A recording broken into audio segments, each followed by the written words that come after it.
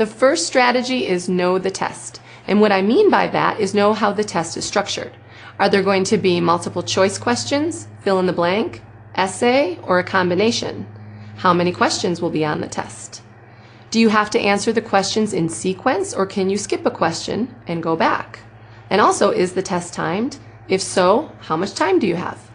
You should also know how many attempts you're allowed. If you're allowed more than one attempt, is there a penalty after your first attempt? What is the instructor's policy on resubmissions or clearing attempts?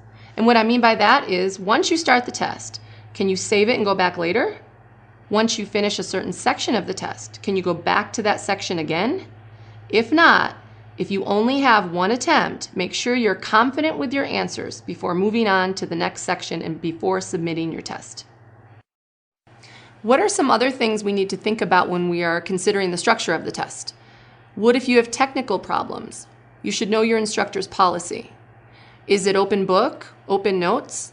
If so, organize your notes. Highlight keywords, put sticky notes in your textbook. And even though you can use your textbook and your notes, study and prepare for the test as if you can't. Also, are some sections of the exam auto-graded? Once you submit your test, will you see a grade?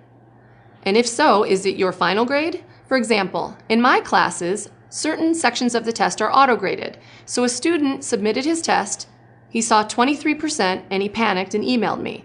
But he hadn't read the information I provided to my students, letting them know that only certain sections of the test are immediately graded, that I needed to go back in and grade the rest of the exam, so his grade was not really 23%. Finally, your instructor should provide you with information regarding how the test is structured. After reading that information, if you still have any questions about anything regarding the structure of the test, contact your instructor to get all of your questions answered well before the test completion deadline.